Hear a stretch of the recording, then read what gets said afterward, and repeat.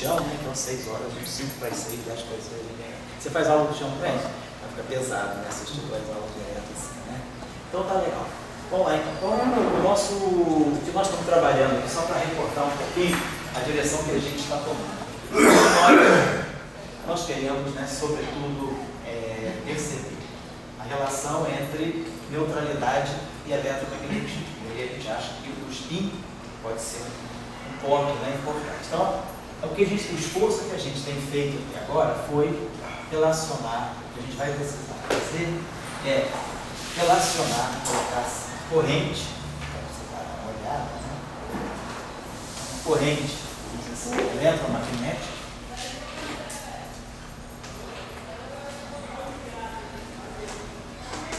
corrente eletromagnética,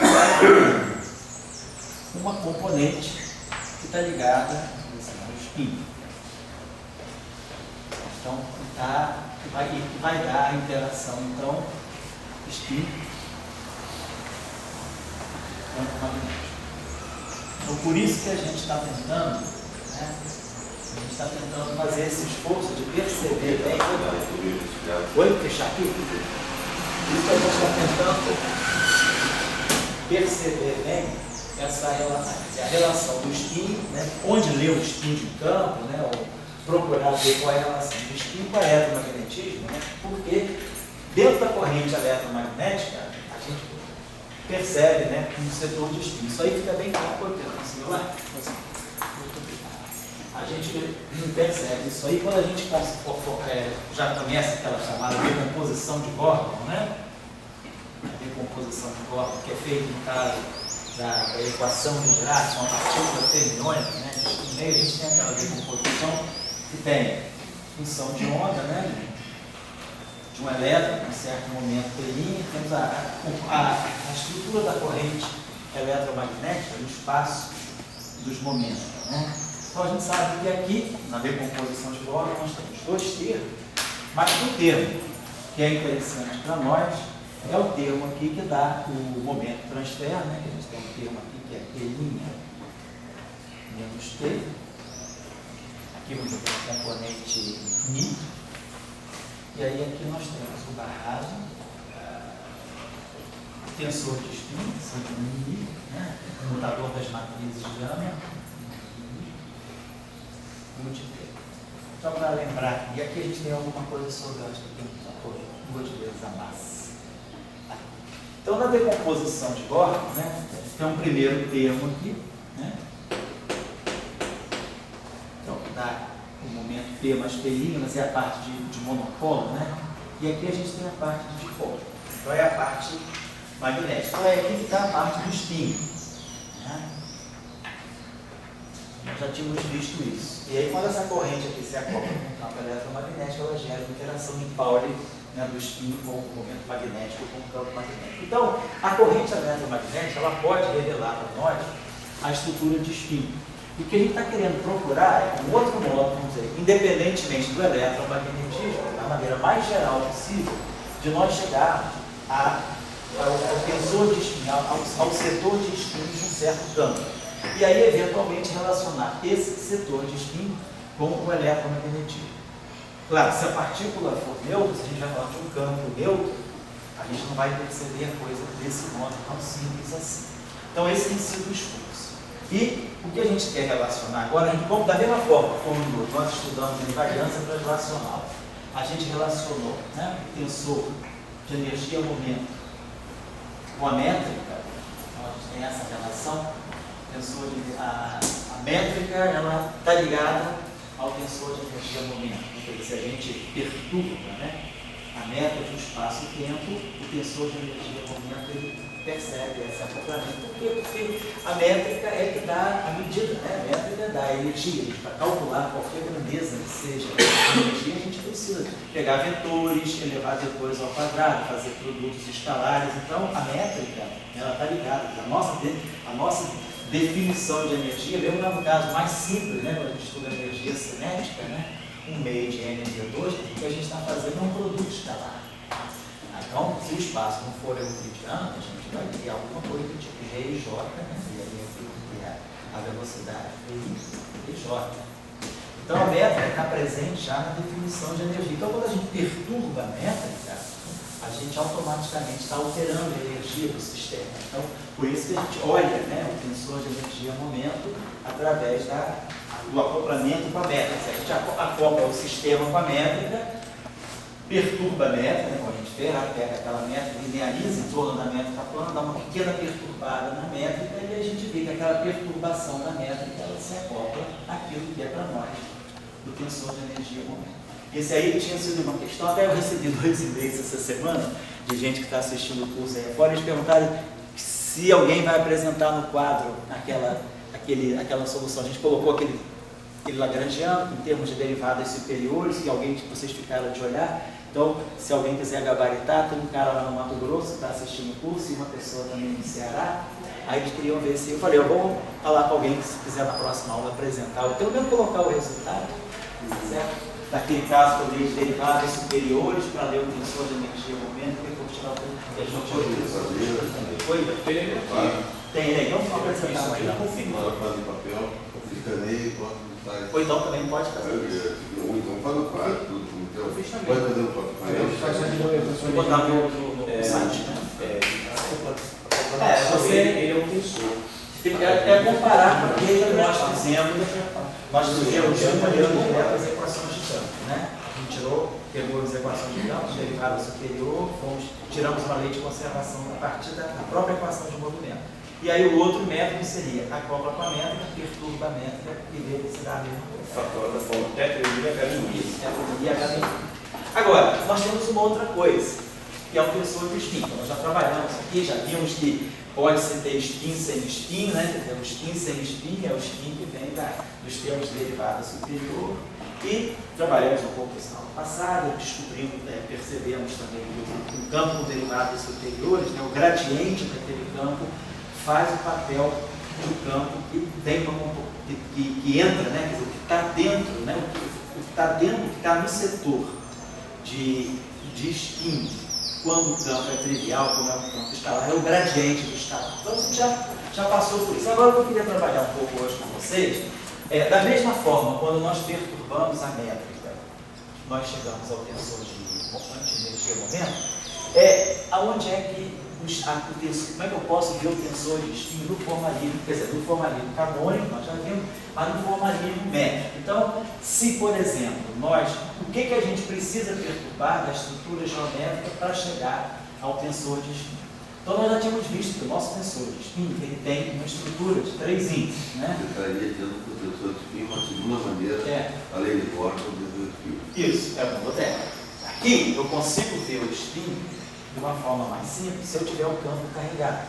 Mas a questão é se o campo é neutro, ele não tem corrente eletromagnética direta, né, leve, mas ele tem spin, se ele tiver spin, ou se tiver derivadas superiores. Então a gente quer ver um outro método, que a gente tem feito esforço agora. É uma outra tentativa de chegar ao tensor de spin, compreender alguns fatos ligados ao spin e para depois aplicar isso no eletromagnetismo. A gente vai querer depois trazer isso para o eletromagnetismo, mesmo que o objeto seja neutro. A gente quer ver como é que pelo spin a gente pode tirar propriedades eletromagnéticas de algum neutro.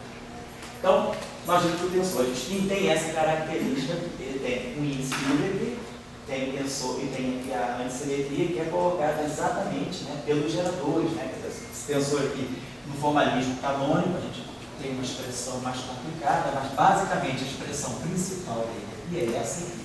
É o termo que está no formalismo usual, se nós não temos derivadas superiores. Aqui a gente tem o campo, aqui a gente tem o tensor, os geradores do grupo de Lorentz, e aqui tem o.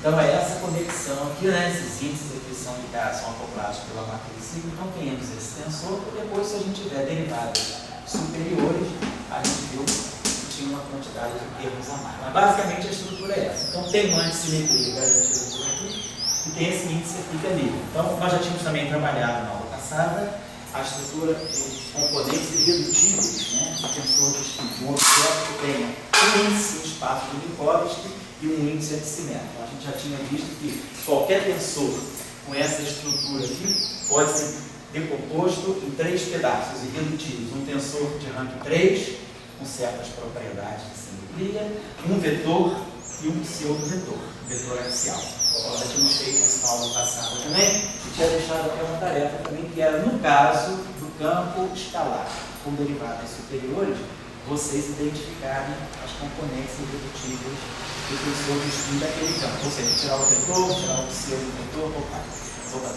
tirar o vetor, tirar o pseudo-vetor e eventualmente o tensor de vetor. Era mais ou menos só a gente está fazendo essa antecipação. Agora hoje eu quero fazer uma coisa um pouquinho mais técnica, que é a relação do tensor de spin com a gravitação. Então, para isso aqui, claro, tem todos os cursos aí, os outros cursos que eu não vou poder fazer, mas a parte do curso está gravada é essa. Se vocês procurarem no professor global, é o curso que tem Young Mills e gravitação quântica. Tem um curso lá que eu não sei se é de 2012 ou 2013. 2012, não é? Young Mills. Eu acho que tem um curso de gravitação quântica também de 2008, não sei, mas alguma coisa onde a gente tem gravitação quântica. Nesse curso aqui, a gente desenvolve aquilo que a gente chama de uma formulação mais geral para a gravitação, que é a formulação diferente. Normalmente, se trabalha com a gravitação no formalismo métrico. Muito comum isso. Introduz-se a métrica, da métrica tira-se a conexão, que foi o que a gente até falou nas primeiras aulas, para tirar o tensor de energia momento. A métrica está ligada com aquela conexão, a gente viu lá a conexão de Christoff, sei lá, alguma coisa do tipo de capa, e daí tirava temos o tensor de curvatura,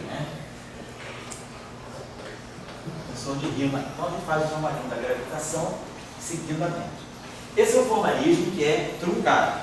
Esse formalismo é completamente inadequado na presença de férmions. Para se incorporar férmions em acoplamento com um campo gravitacional genérico, nós não podemos seguir o formalismo métrico por uma simples questão de simetria, de teoria de grupo, que o grupo das transformações gerais de coordenadas não tem representações especiais. Então nós não podemos introduzir a relatividade geral, que não reconhece os férmions diretamente pela métrica. Nós precisamos introduzir uma coisa mais básica para poder introduzir os férmions. Então a ideia toda é fazer uma teoria de, quer dizer, se trabalhar a gravitação como sendo uma teoria de Gauge para o grupo de Lorentz. Então vai fazer uma teoria de Gauge, uma teoria de Young-Mills, para o grupo SO13.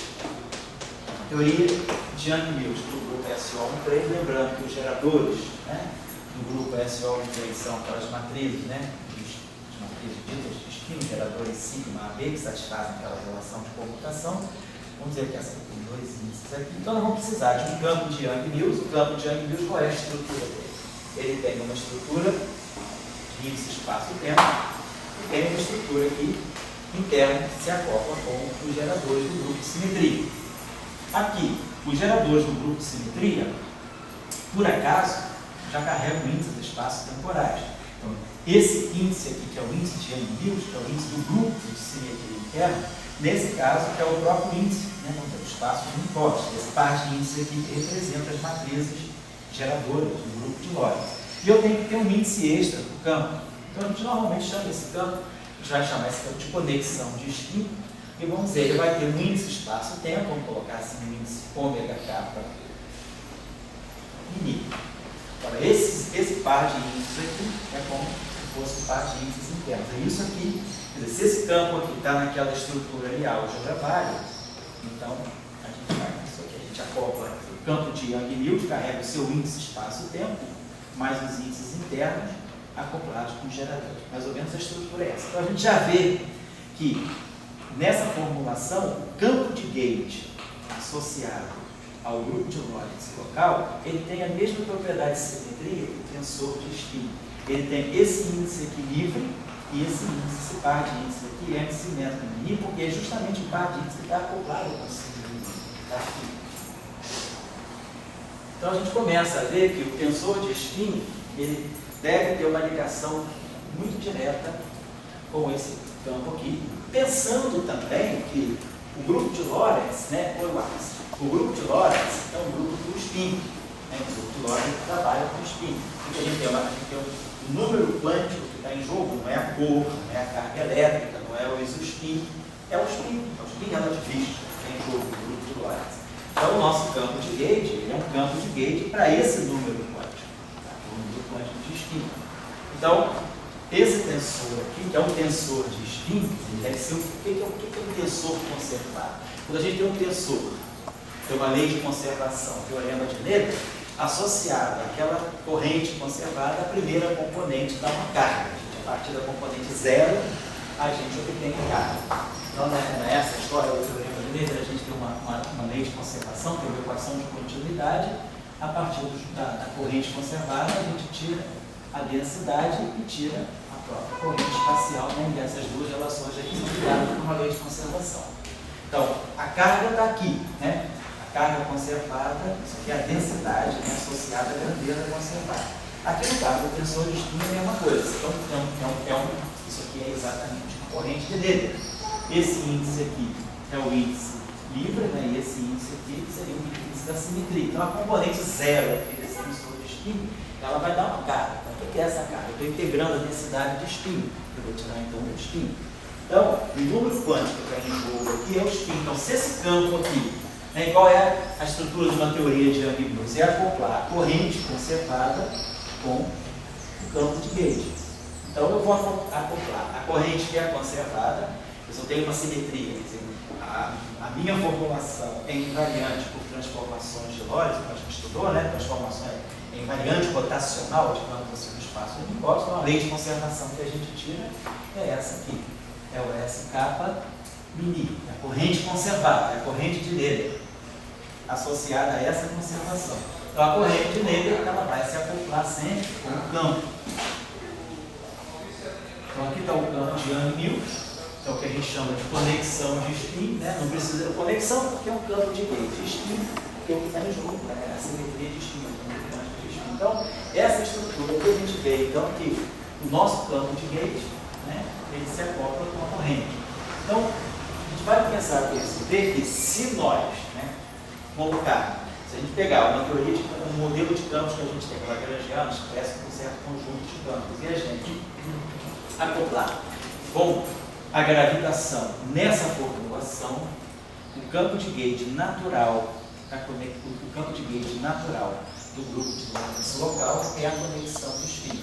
E a conexão de spin, então, se acopla imediatamente com a corrente, né, com a corrente de spin, o tensor de spin. Então, para a gente fazer isso, então, se a gente quiser, num caso geral, olhar o tensor de spin de um campo, a melhor coisa a fazer é acoplar esse campo com o spin, com um grupo de Lorentz local. Uma observação que é importante também, isso é só um truque, seria só uma coisa operacional para eu fazer, ou tem um sentido físico nisso aí, né?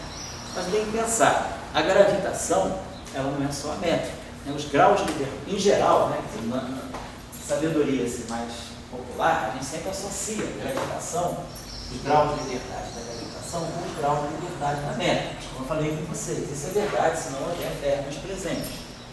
A natureza toda se baseia em ferros. O modelo padrão, que é fundamental do modelo padrão, são os quartos e os elétrons. Então a gente precisa ir além. A métrica não dá conta dos ferros. A métrica ela não consegue se acoplar com os ferros diretamente, porque a métrica, os graus as representações do grupo de isometria da métrica, que são as transformações gerais de coordenadas, que são de Fermoville, não aparecem de forma exteriorial, só pelos tensores. Então, aí que a gente tem que passar para o chamado formalismo de primeira ordem ou formalismo de Cartan. Einstein-Cartan, ou formulação de primeira ordem.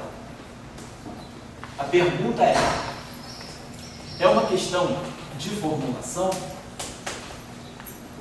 É só uma questão de os dois formalismos são equivalentes, tratar a gravitação pela métrica e pelo formalismo de primeira ordem são equivalentes?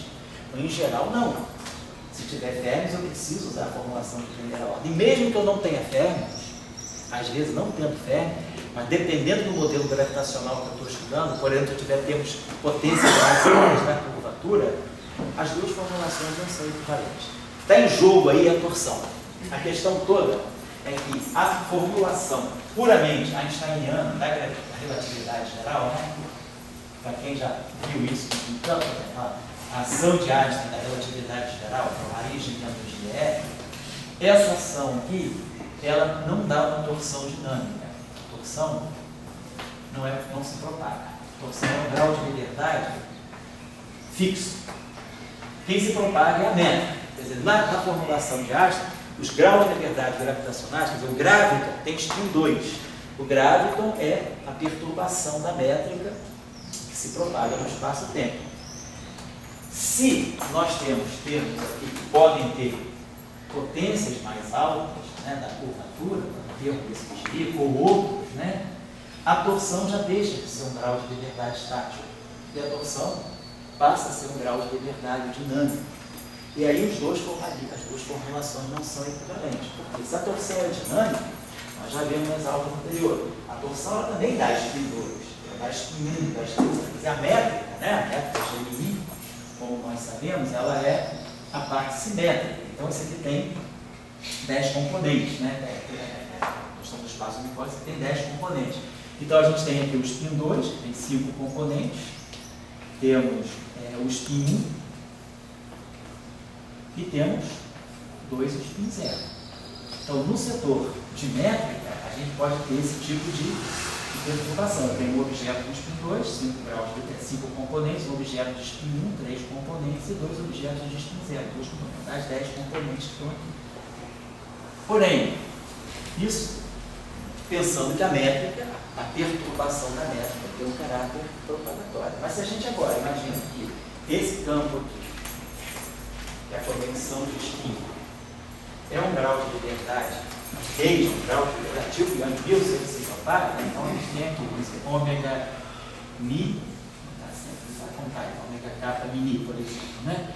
Então aqui nós temos antissimetria em mini, e aqui a gente tem, então aqui a gente tem certamente só spin 1, né? Então isso aqui é representação, isso aqui, você tem 6 componentes, isso aqui é spin 1, mas isso aqui é um grau, é um índice vetorial livre, spin 0, spin 1. Então como vocês vão ver, ó, tem 2 spins 2, aqui eu posso formar um 2, e aqui eu posso formar um 2, além dos zeros e dos uns.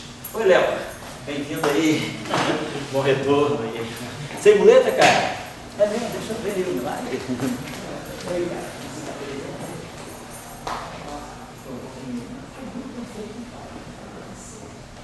Tá andando bem assim, cara? Tá vendo?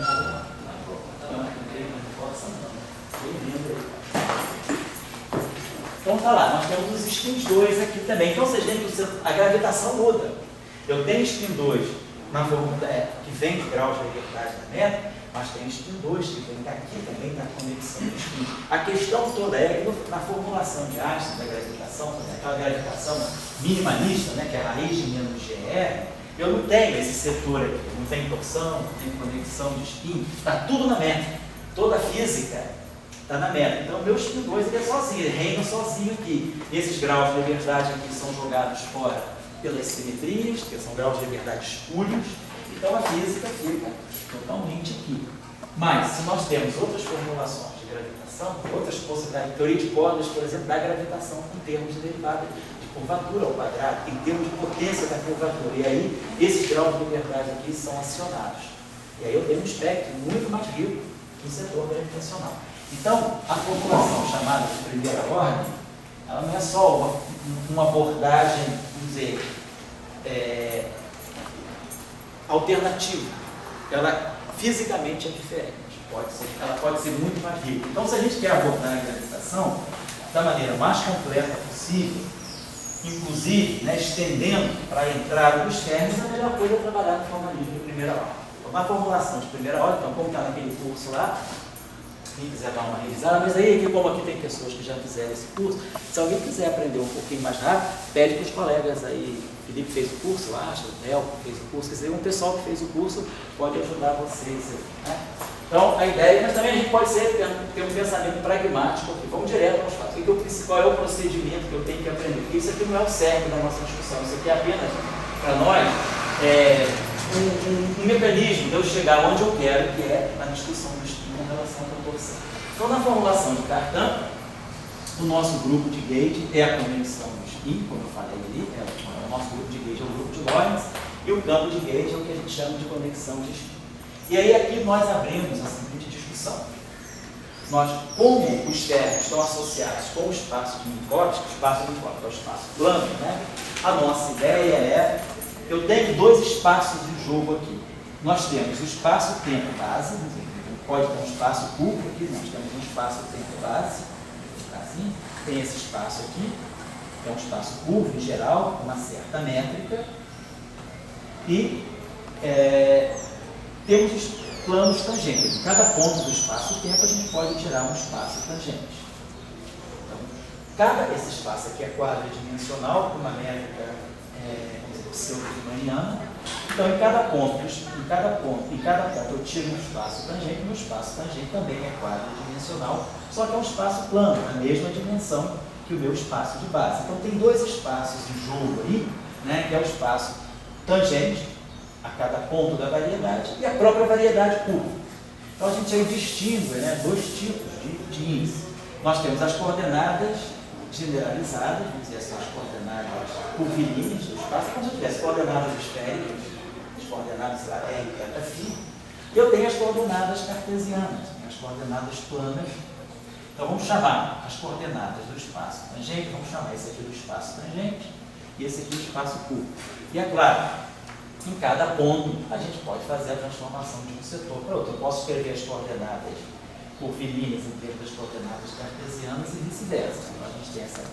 Posso escrever o xi, o xi como função do xi, ou xiais, né, em função do x. Aqui eu estaria escrevendo r, né, como sendo raiz quadrada de x2 mais y2 mais e2, e aqui eu estaria escrevendo x como sendo r seno de θ cosseno de φ, por exemplo. Seriam as transformações. Então, nós temos dois espaços. E aí, a nossa ideia, justamente, é pensar que esse espaço aqui é um espaço plano. Aqui eu tenho um espaço de Minkowski. Então, aqui, as minhas transformações são as transformações de Lorentz visuais. Então, aqui eu tenho todas as representações do grupo de Lorentz, tenho os termos, inclusive, né? Está tudo aqui nas representações do J do grupo de Lorentz. E eu posso fazer a conexão daqui para cá, né? Então, a gente sabe que vamos pensar no elemento de linha, né? Então, o nosso elemento de linha, olhando do ponto de vista das coordenadas do espaço de Minkowski, eu tenho naquele ponto, né? Nesse espaço tangente aqui, né? Quer dizer, as curvas, né? Os vetores que são tangentes, que estão nesse plano aqui, são todos eles vetores tangentes à variedade. Então, eu tenho as minhas curvas da variedade, elas compartilham os vetores tangentes com o meu espaço plano aqui. Então, o meu elemento de linha pode ser escrito nos dois sistemas. Eu posso escrever o meu elemento de linha em termos das coordenadas planas, então vai ser θAB, dxa. Eu estou dando só um flavor para vocês saberem para onde a gente vai. Mas, de qualquer maneira, eu posso pensar o seguinte, posso escrever isso aqui desse modo, θB. Essas coordenadas, estou escrevendo aqui, então estou escrevendo o elemento de linha, o elemento de arco, né, no espaço aqui, no espaço tangente. Então, tem um vetor tangente aqui, essa curva, estou escrevendo o elemento de arco nas vizinhanças imediatas desse ponto de tangência. Tá? Mas essas coordenadas são função das coordenadas curvilíneas, então eu posso escrever isso aqui como sendo dxa, dxi, dxb. Estou só escrevendo as diferenciais aqui, dxi, dxi. Então, dessa forma, a gente percebe que automaticamente a imagem é IB. Onde? É IB, XB. Aqui é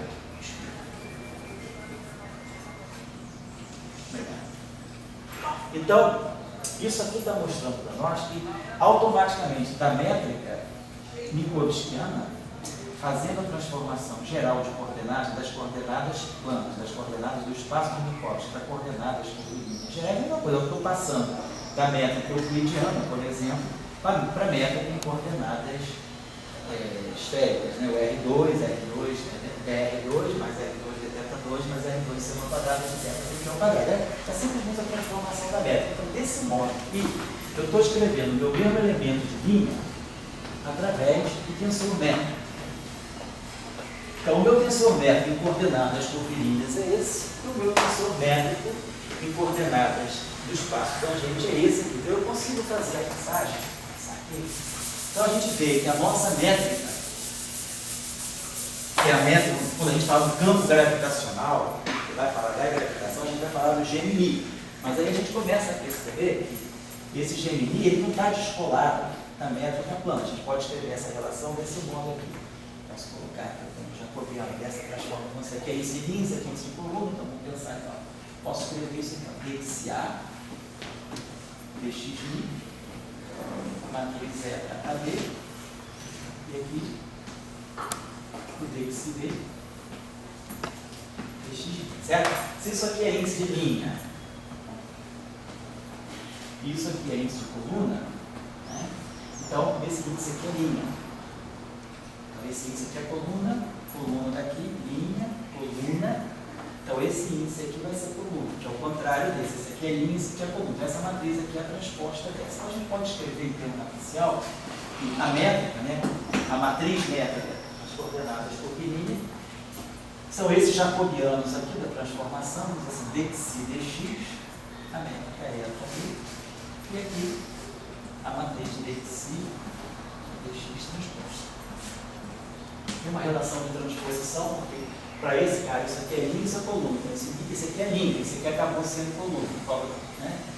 Essa convenção que nós tivemos. Então, aqui é linha, coluna, coluna daqui com linha daqui, coluna, coluna com linha, esse aqui é coluna. Então, a gente sabe que, a partir desse jacobiano, da transformação de coordenadas curvilíneas para coordenadas planas, ou vice-versa, a gente compõe a métrica. Está aqui essa relação. Isso aqui é que nós chamamos de Firby. Nesse caso, Fir, porque o espaço é quase dimensional. Pedro aí, que agora é o purista da língua do Goethe, né? Firby, né? Se forem muitas pérolas, Firby, se forem 4 pérolas. Então, o que a gente chama, muitas vezes o pessoal da relatividade chama muito de tetradas, né?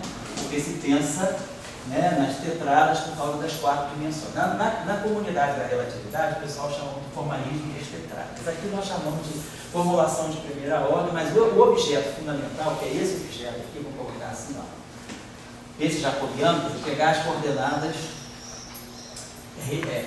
fazer o jacobiano de transformação entre as coordenadas curvilíneas e as coordenadas planas, a gente chama esse objeto aqui de mi, a. Isso aqui é local, isso aqui depende de cada ponto x da variedade. Então, essa transformação é local. Claro, se o espaço for plano, psi x são a mesma coisa. Então, se psi x são a mesma coisa, a gente vai dar um delta. Né? Então, tá lá. Então, isso aqui é o que a gente chama de tetrada, ou Firby, ou Filby, se a gente tiver um espaço com mais dimensões, Dryby, se for de 3 dimensões, assim vai. Bom, o que a gente está observando aqui, então, é que a métrica, né, ela vai ser escrita desse modo. GMI. Esse carinha aqui é o eta, então a gente vai ter aqui um eta AD, e aqui nós temos o eta Mi, tá? E aqui nós temos o eta ID. Então, nós, de uma certa maneira, estamos extraindo a raiz quadrada da métrica.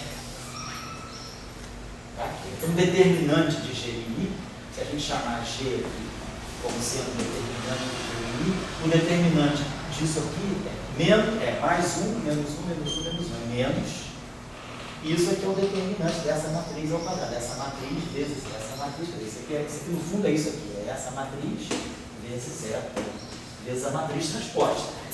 Então, o determinante da transposta é igual ao determinante da original. Então, você vai dar um determinante dessa matriz ao quadrado vezes menos. Então, a gente chama esse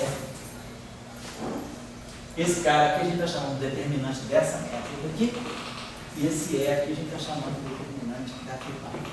Claro que vocês sabem que eu posso inverter a Firby. Se eu multiplicar, isso aqui é uma matriz, é MA, né? Se eu multiplicar isso aqui por um AMI, colocar assim, eu vou ter um delta nenhum. A convenção que a gente usa é essa. Se eu definir que esse objeto aqui é a minha Firby, esse objeto aqui é inversa. Estou multiplicando a matriz pela sua inversa. A linha, coluna, linha, coluna. Então, a inversa a gente coloca o índice curvilíneo em cima. É uma convenção. Para não ficar carregando, poder colocar a menos 1. Então, quando o índice curvilíneo aparecer em cima e o índice plano embaixo, é porque por convenção é a matriz inversa dessa. Bom, então, a gente chega àquela relação, quer dizer, menos G é igual a E ao quadrado. Então, quando aparece raiz de menos g, nas equações da relatividade geral, isso aqui, na verdade, é o determinante da Fibonacci. Só para lembrar, então, que tem essa passagem. Mas o que isso aqui, qual é a importância disso em conexão? O que isso tem a ver com férmions? Então, o que a gente está fazendo aqui? Isso aqui é um tensor. Eu estou, na verdade, basicamente, extraindo a raiz quadrada de um tensor. Se esse espaço aqui fosse um espaço euclidiano, não que seja euclidiano, como é o espaço de hipótese, essa métrica aqui fosse totalmente positiva definida, fosse a métrica delta, isso aqui seria o quadrado dessa matriz. Então, na verdade, essa matriz aqui é a raiz quadrada da métrica. Então, a matriz que dá aqui vai, ela está fazendo o papel da raiz quadrada da métrica. Mas a métrica é um tensor de rank 2. Então, isso coloca a gente numa situação que não é estranha para nós, quando a gente lembra da relação entre espidor e vetor. Né? Quando a gente lembra que, por exemplo, no espaço de Minkowski, né, se a gente pega essa grandeza, pega um espidor psi barrado, gama mi, psi, e a gente forma aqui um quadro vetor, vou chamar isso aqui de quadro vetor Vmi. Então a gente começa a perceber que o férmion é como se fosse, né, uma raiz quadrada. Se eu pegar um escalar, por exemplo, psi barrado, psi, identificar isso aqui como um escalar, né, a gente começa a perceber que o férmion faz o papel da raiz quadrada de um escalar, ele faz o papel da raiz quadrada de um vetor. Né? O quadrado de um férmion leva a um vetor, o quadrado de um férmion leva a um escalar. E aqui, o quadrado da Filbay, ela leva a métrica, que é um tensor. Então a Filbay, ela de uma certa maneira, né, ela está pegando algo mais essencial do que a métrica do próprio espaço-tempo. Ela é algo que a partir dela eu construo a métrica. E eu tenho, e ela é muito genérica, eu tenho uma ambiguidade grande aqui. Não precisa ser uma Filbay só. Se eu por acaso aqui, olha só, essa relação aqui está escrita assim, ó, G, G' é igual a E das MA, eta AB, é B aqui.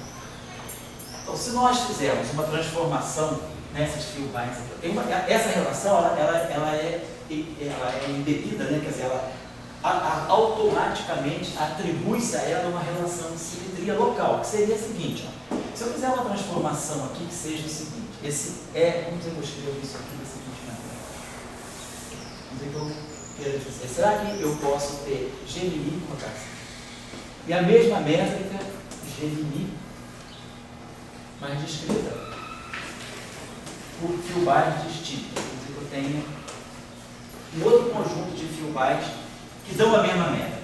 Então, tem dois objetos distintos, independentes, que dão a mesma métrica. Se esse objeto aqui tiver essa relação, vamos dizer, a transformação desse para ele seria assim. Isso aqui seria um lambda AC EMC. Isso aqui é eta AB. E isso aqui um lambda B D L.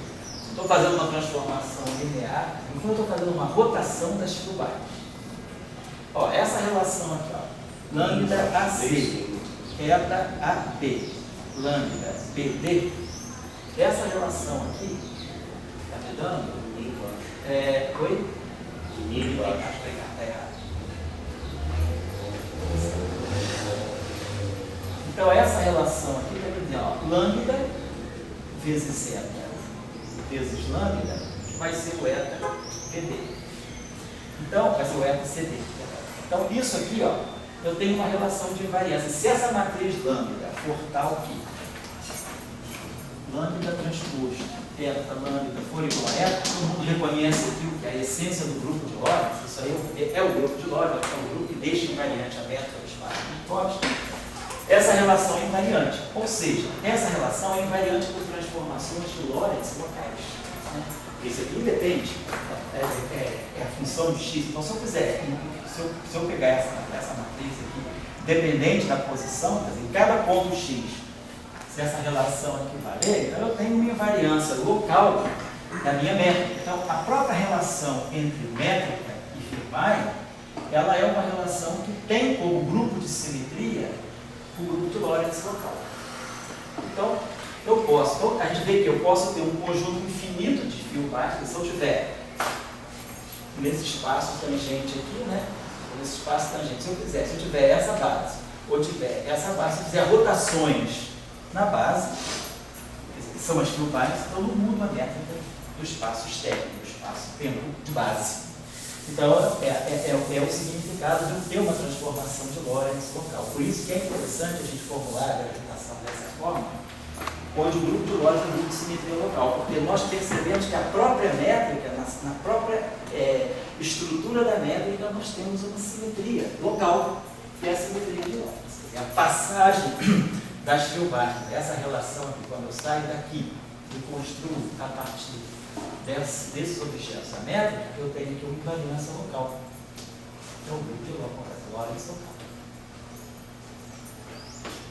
Então, isso pode estar nos dando um conhecimento maior, porque se eu tenho uma simetria local, então significa que eu tenho grandezas conservadas, eu posso ter um campo de gauge, a gente já sabe, todo como é que se diz, o formalismo, né, de Young e Mills. Então, a gente pode tirar algum conhecimento mais profundo pelas filmagens do que pela própria métrica, porque na definição da filmagem está embutida uma simetria local.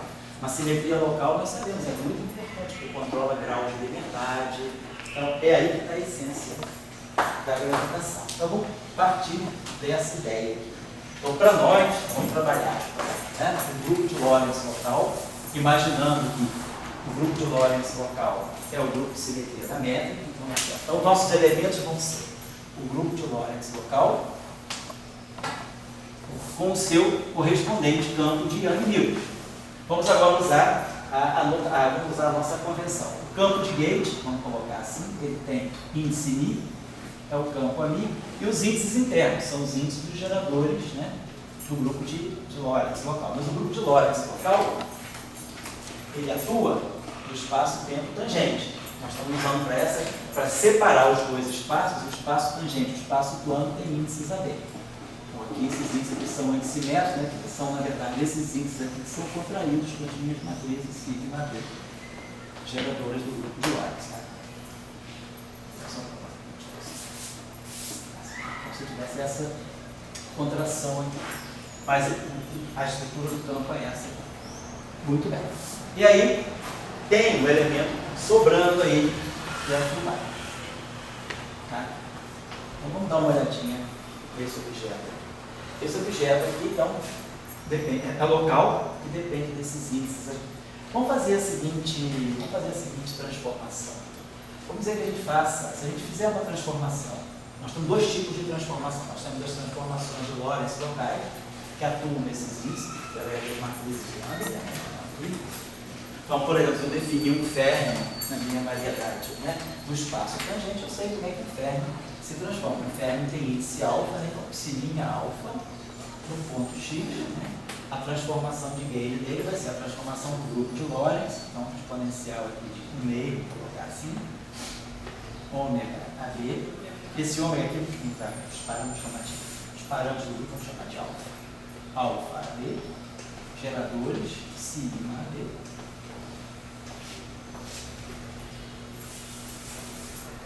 Alfa, beta, atuando no psi. Eu fiz uma transformação de Lorentz sem mudar o ponto. Eu não mexi no ponto x, eu estou no ponto da variedade, eu estou mexendo, estou fazendo uma rotação naquele plano. Né? Vamos dizer que a variedade está aqui, eu tenho um plano tangente nesse ponto. Então, eu estou fazendo uma rotação nesse ponto. Eu não mudei o ponto de tangência, eu não mexi no ponto x, eu não fiz uma translação no x, eu fiz uma transformação interna. Então, é tudo x aqui. Esse parâmetro que depende de x é tudo no ponto x. Então, isso aqui é uma transformação típica do grupo de Lorentz local. Então, essas transformações de Lorentz, esse sigma B aqui é o comutador dos gama A e gama B. Eu faço toda a minha formulação de equação de Dirac, tudo em termos desses índices. É um espaço micótico, normal. Agora, só que tem a seguinte observação para fazer aqui essa transformação. Se nós quisermos, né? Agora a gente pode fazer também transformações na variedade. Eu posso fazer uma mudança de coordenadas. Eu posso passar de coordenadas curvilíneas x'mi para coordenadas x'mi de x. A variedade é curva, né? Eu posso trocar as coordenadas curvilíneas das coordenadas gerais, né?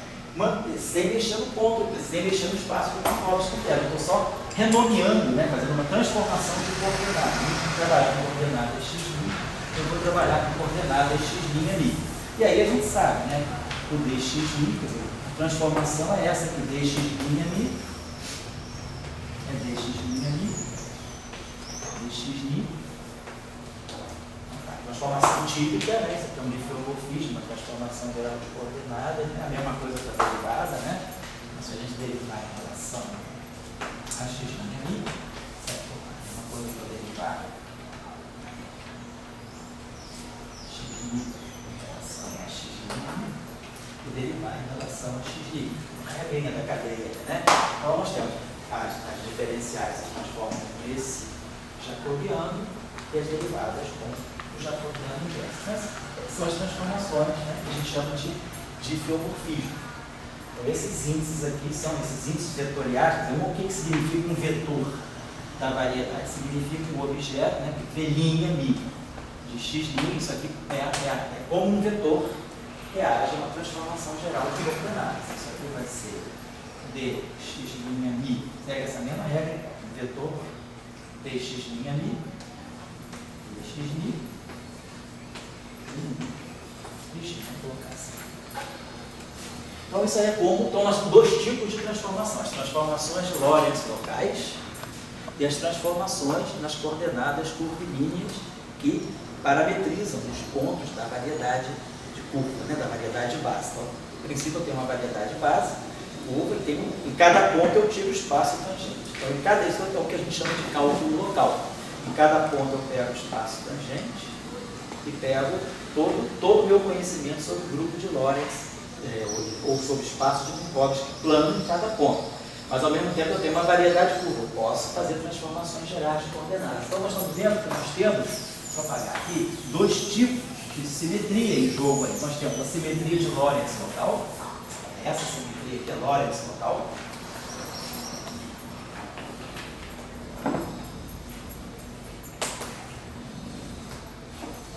E temos transformações, vamos colocar assim, transformações gerais de coordenadas. Ele muitas vezes é chamado também de difeomorfismo, né? Vamos botar assim, diffs, né? Difeomorfismo.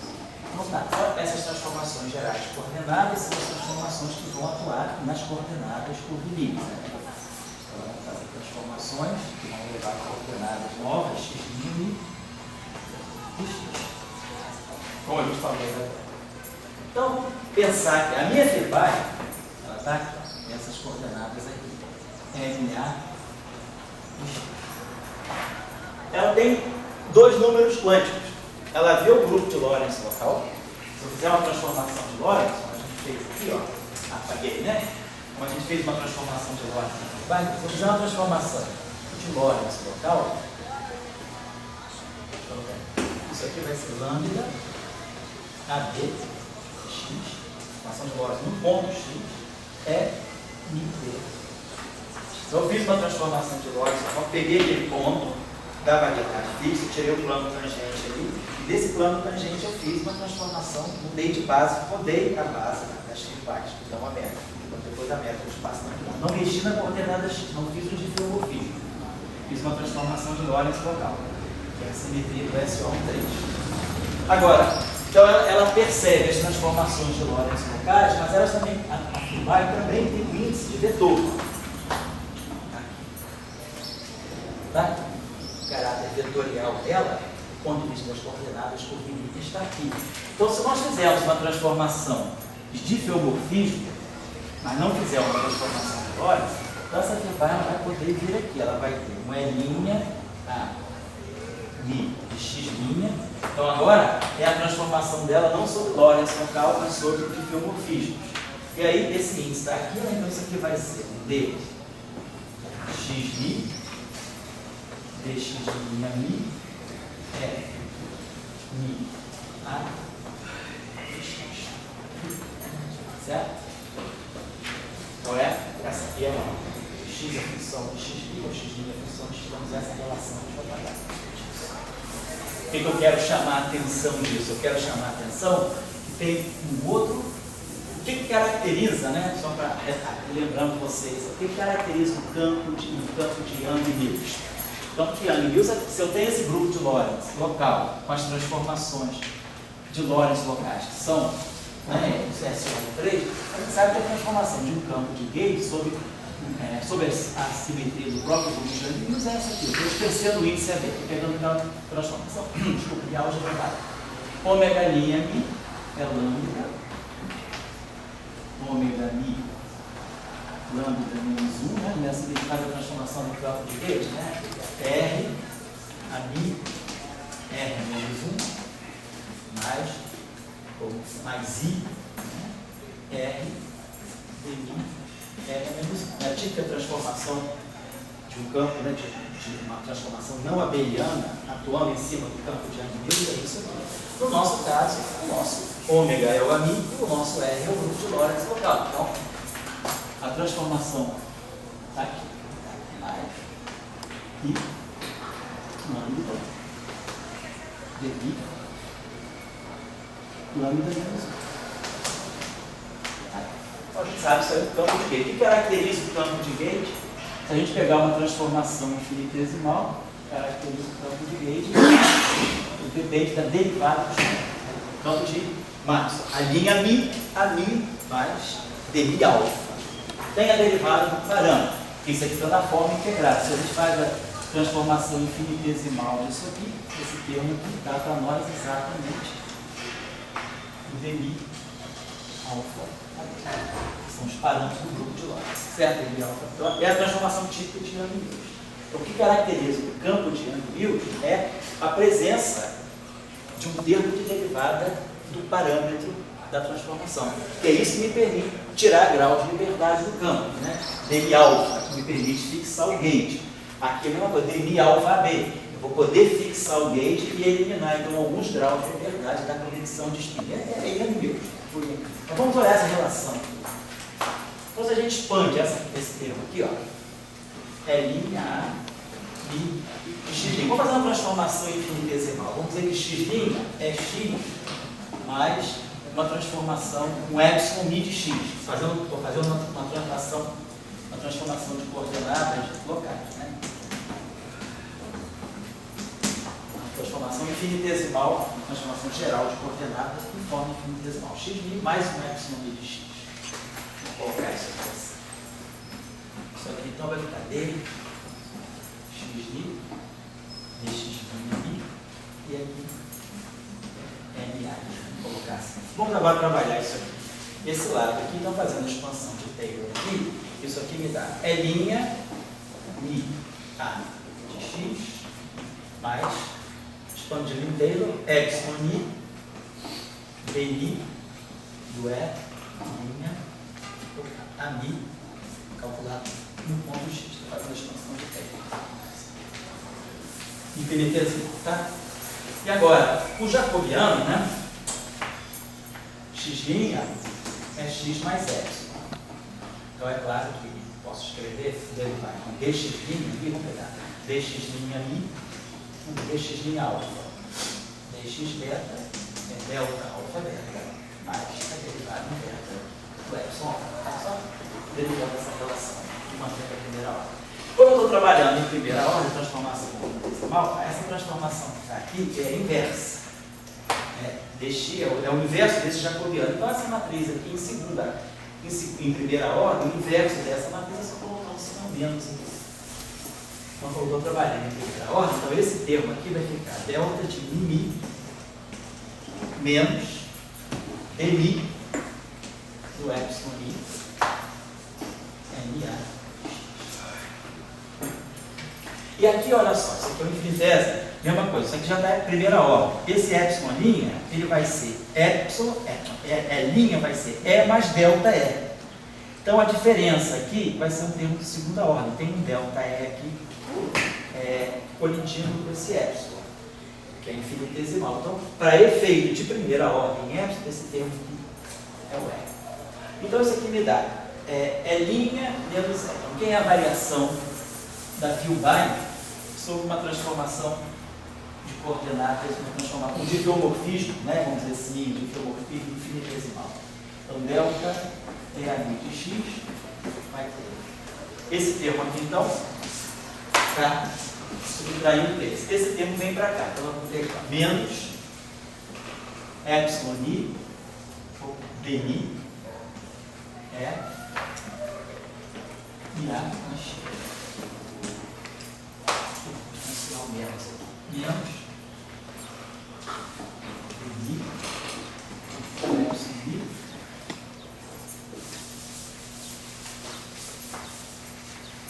n.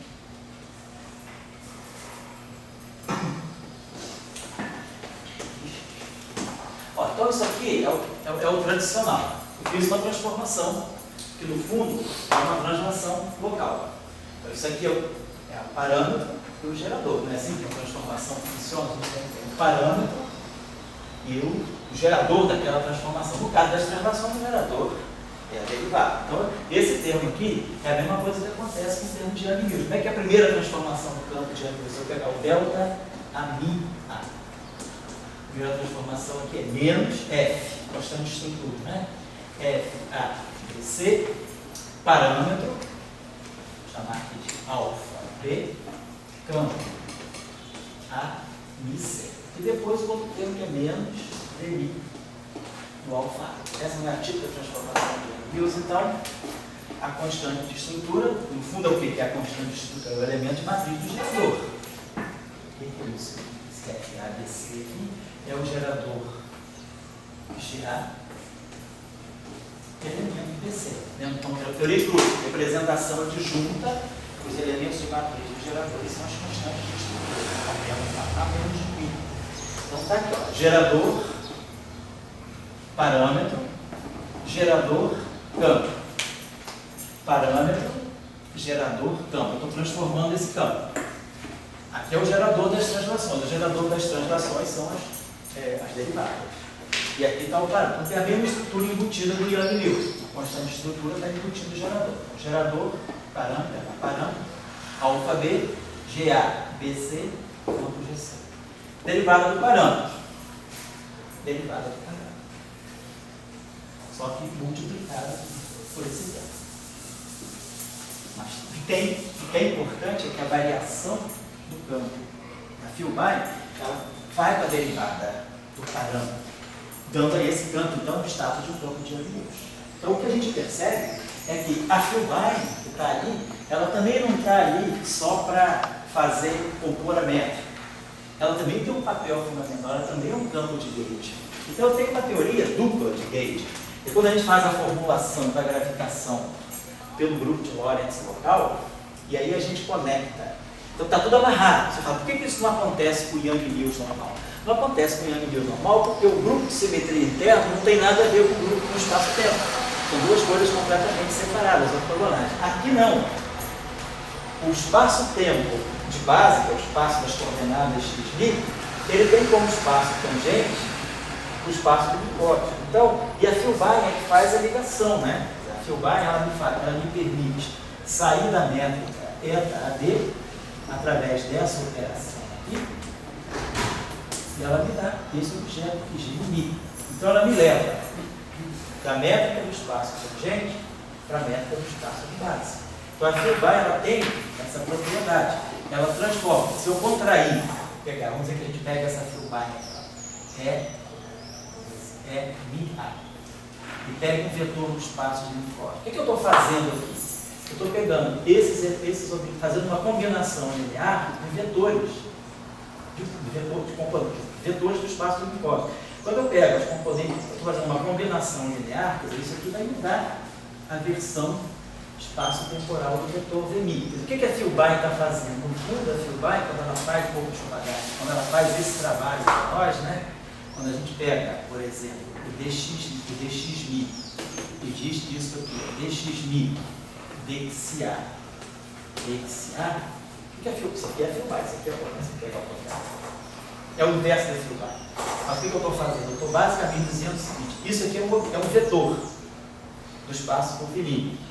Isso aqui é o inverso da Filbay, isso aqui é um vetor do espaço por Vmi. O que eu estou fazendo? Eu estou transformando vetores daqui para vetores do espaço-tempo de base e vice-versa. uma coisa acontece com a derivada. Então a Filbay, ela é que faz a ligação, ela liga o espaço tangente com o espaço de base, o espaço curvo de base, através dessa relação. Ela converte vetores de um espaço em vetores de outro espaço, ou tensores de um espaço. Ela pega o tensor métrico do espaço plano e leva do tensor métrico do espaço curvo. Então a Filbay é que faz essa conversão. Então ela não está aí só para isso, mas ela também é um campo de gauge. Ela reage a essa simetria como um verdadeiro campo de gauge. Então nós temos dois tipos de simetria nessa formulação. Ao formular o espaço de linfóides, ao formular o grupo de Lorentz com o grupo de Young-Mills, eu percebo que as transformações gerais de coordenadas também são uma simetria local genuína. E o campo de gauge dela não é a convecção de spin, mas é a Filbay. Ela está associada, vamos colocar assim, a Filbay. Ou foi inversa, né? Quem sabe a transformação disso, né, sabendo essa relação aqui, é MiA vezes AMi, isso aqui é o delta de Mi. Então, se eu fizer a transformação desse lado, isso aqui é zero. Então, é delta de E vezes E, mais isso vezes o delta disso é igual a zero. Então, quem sabe o delta disso, por essa relação, sabe o delta. Quem sabe a transformação de uma matriz, automaticamente sabe a transformação da matriz inversa, por causa dessa relação. Então, está tudo amarrado. Então, nós temos uma teoria, uma formulação, vamos chamar de teoria, uma formulação, com uma simetria local, que é Lorentz local. Por que eu quis fazer Lorentz local? Eu sei que Lorentz é um grupo de spin. Então, será que eu posso, se eu fizer uma transformação de Lorentz local, o que isso estaria me dando? Estaria me dando alguma relação, alguma coisa ligada ao spin, a conservação do spin. Relativista, claro. E a mesma coisa quando nós introduzimos transformações gerais de coordenadas. Elas aparecem como uma simetria, vamos dizer assim, eu não digo periférica, mas ela vem como um bônus da formulação. Porque eu posso mudar as coordenadas da variedade. Não tem nenhum problema, não tem nada a ver com isso. Mas as Filbays fazem a ligação dos dois mundos, né? Do ponto de vista do grupo de Lorentz, ela não é um campo de gauge, ela é um campo de matéria, ela se transforma homogeneamente. Ó. É linha, MiA de X, né? É lambda. Matriz do grupo de Lorentz é MB, tudo local. Essa matriz aqui a gente sabe quem é. Exponencial, de meio, de ômega, CD, sigma, tudo isso. Então, do ponto de vista do grupo de Lorentz local, essa transformação aqui é genuína de um campo de matéria. É homogêneo. Campo transformado, matriz, campo. É como se fosse psilinha igual a fase, psi, né? Eletrodinâmica, né? O campo do elétron, né? Psilinha de X, exponencial, I, alfa, E, é psi de X. Essa transformação local. É isso que está aqui. Transformação campo. Porém, do ponto de vista das transformações gerais do diffeomorfismo, essa transformação aqui, ela tem aquele termo menos dmi epsilon n.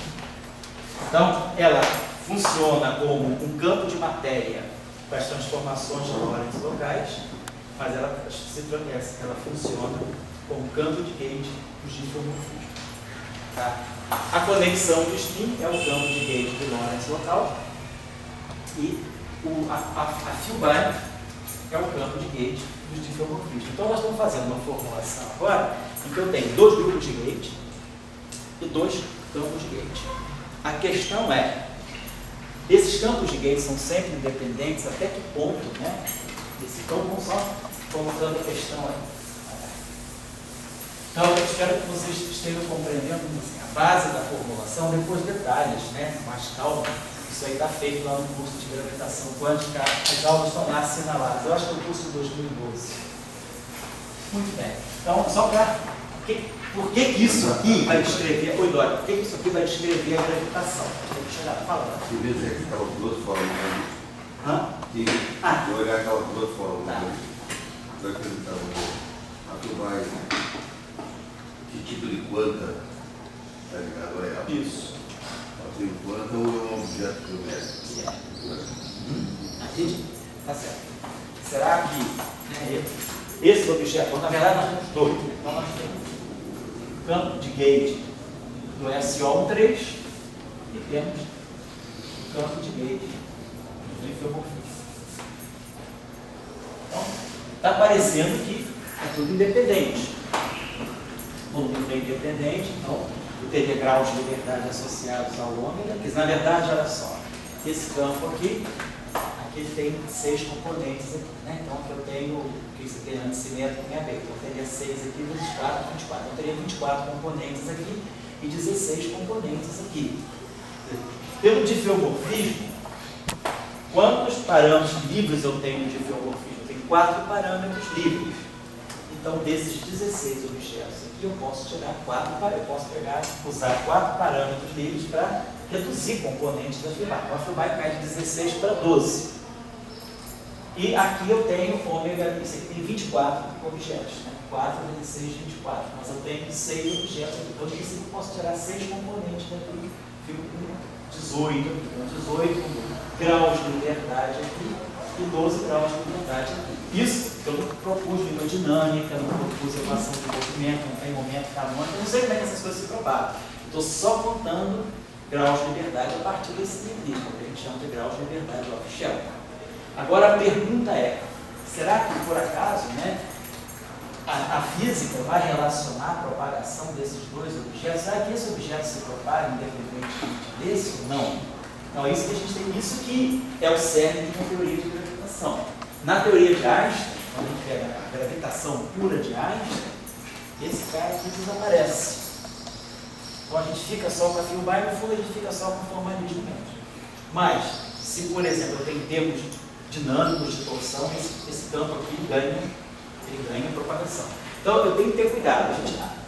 Em princípio eu tenho 2 campos de gate, como o Eduardo falou, eu tenho spins 2 no ômega, tenho spins 2 no E. Tem spin 2 lá, tem spin 2 em cima, tem spin 1 em cima, tem spin embaixo, tem spin 0 em cima, tem spin 0 embaixo. Então eu tenho uma confusão de spins aqui, muitas excitações. Agora vai depender da formulação que eu dou, qual é a dinâmica que eu proponho para esses objetos, para poder ver se no final do dia quem é que propaga e quem é que não propaga, né? Então eu vou pensar aqui rapidinho, vamos seguir a formulação de Young-Mills. Então se nós temos esse campo de gate, significa que, imaginemos que, então os nossos campos, né, as nossas representações, vamos pegar sempre os nossos campos referidos ao espaço minkowski local. Por exemplo, se eu pegar um Fermi, o Fermi ele não está definido no espaço-tempo de base, ele está definido no espaço-tempo plano. Representação meio, zero vai 0,5, Fermi geral, do grupo de Lorentz. Então, se eu tenho uma derivada, nós já sabemos da formulação de Young-Mills, se eu tenho uma derivada usual desse campo, eu tenho que levar essa derivada agora à categoria de uma derivada covariante. Esse Fermi aqui, ele se transforma segundo SO13. Então, essa aqui é a derivada covariante de SO13. Então, isso aqui para nós vai ser DI mais I. Vamos aqui vamos botar aqui a constante ao complemento. Vou botar um fator 2 só de normalização, porque aqui tem ômega mi AB, campo de gate, geradores, atuando. Então, isso aqui é a derivada covariante de Lorentz local. Essa é a derivada. Delta D. Oi? Delta D. Delta D? Oi? Não, tá certo. Isso não é gerador. Ah, não, estou colocando só assim, tá? Deixa eu ver se direto. Tá, esse aqui é a identidade. Tá? Então, é a derivada covariante. Quem sabe a derivada covariante sabe tirar field strengths. O que é o F'? É o comutador de duas derivadas covariantes. Então, nós temos a conexão de spin, que está aqui, que é o campo de gate do Lorentz local. E aí, agora, eu posso tirar o field strengths desse campo aqui. É pegar de novo, né, o comutador de DI e DI. Nós já sabemos como é que isso funciona. DI vai ficar, o computador vai cancelar, então no fundo isso aqui não sabe. Vai chamar esse cara aqui e vai ter essa estrutura aqui. Isso aqui vai ficar DI do ômega mi menos dmi ômega mi mais ômega mi. Vou botar logo aqui então. Aqui vai sair para nós esse objeto. Vai sair para nós aqui um F mini, né? Exatamente como o Young Mills. F mini, os índices do grupo F mini A. Nesse caso vai ser um R mini AB. Então isso aqui, se a gente fizer esse computador, isso aqui vai dar para nós dmi do ômega mi AB, dmi do ômega mi AB. Estão vendo aí, ó, a formação direitinho do stress de Young Mills, né? dmi ani menos dmi ani, e aqui vai aparecer um termo que vai ser ômega mi AC. Ômega mi C.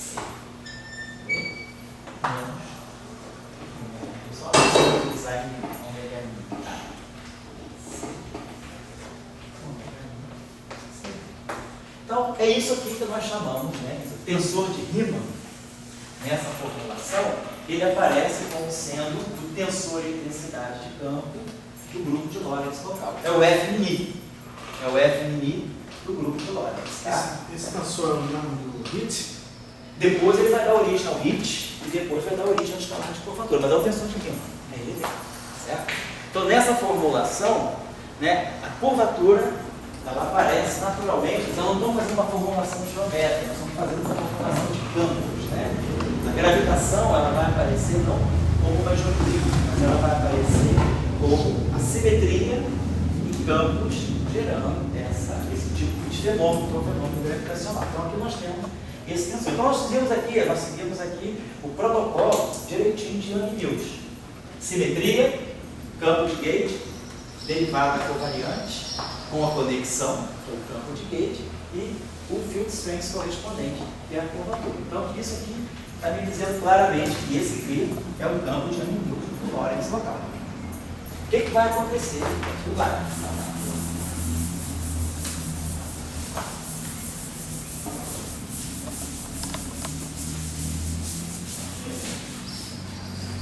O grupo das transformações gerais coordenadas é um grupo infinitamente dimensional. Eu posso fazer essa transformação de geomorfismo, né? Tem um número infinito de transformações, eu não tenho geradores para essa transformação, não é um grupo de log, não é um grupo de Lie finito, né? Como é um grupo convencional. Nós temos um número infinito de geradores, temos uma álgebra de Lie. Nós temos um grupo de transformações, né, que são contínuas. Então, é um pouquinho mais delicado, mas é simples de compreender. Vamos ver qual é a relação que a gente pode colocar. Então, vamos pensar aqui no campo, vamos pensar agora no campo de... o que acontece com essa fubagem. Vamos ver para nós o que essa fubagem vai estar dando. Então, vamos olhar isso aqui.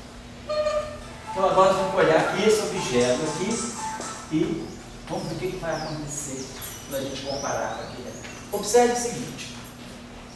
Vamos pegar... Nós lembramos, né, nós sabemos do seguinte resultado. Quando a gente pega... quando eu pego essa... quando nós pegamos a filmagem, vamos colocar assim, contraímos um vetor que está no espaço tangente, isso aqui me dá um vetor do espaço base. Estou referindo esse vetor agora a uma base do espaço oculto e não a uma base do espaço plano tangente. E a inversa, claro, dessa relação, é só colocar aqui só usar aquela relação, né, que o produto das duas filmagens dá um delta. Um inverte a outra, então essa relação aqui pode ser vista nos dois sentidos. Então, se eu fizer a mesma coisa aqui, ó, se eu pegar agora a derivada, né, a gente sabe que esse objeto aqui se comporta como uma derivada, como um vetor. A gente sabe que esse objeto aqui, que é d, isso eu derivo em relação às coordenadas curvilíneas, pela regra da cadeia lá. Nós sabemos, né, que derivar em relação a x' ali é derivar x' em relação a x' ali e derivar em relação a x', tá? Relação típica de um vetor. Então, eu posso pensar na seguinte coisa: se eu pegar esse vetor aqui e contrair com esses operadores de derivada, eu devo estar ganhando aqui alguma coisa. Então, projetando esses operadores de derivada, na base, estou derivando aqui em relação às coordenadas do espaço plano e aqui em relação às coordenadas do rio. Só que nós sabemos uma coisa. Quem deriva em relação a x' e deriva em relação a x', só derivar uma função de duas variáveis e tirar o comutador, se essa função tiver derivadas contínuas, né? O comutador de duas derivadas é zero. PI comuta com PI, né? Porém, se eu agora pego essa relação aqui, quem é DMI? Vou escrever essa relação assim. Isso aqui é Mi a DA. Vamos tirar agora essas relações. DA, comutador dele. Mas usando isso aqui. Quem é DA? DA é Mi, DMI, dando esse comutador aqui. Agora, ao tirar esse comutador, deixa eu colocar isso aqui. Desculpa ter que fazer isso aí só para mostrar a vocês a relação da Filbine com a conexão de x. É lá que eu quero chegar. Então, quando eu fizer esse comutador aqui, ó, essa derivada pode atuar aqui, isso depende de x. Claro que ela pode, vai ter ele. Isso aqui vai produzir os seguintes termos, né? É Mi A, DMI, atuando, não é? Mi A, DMI. Mais, segundo termo. É NB, não? Oi? É DMI, NB. NB.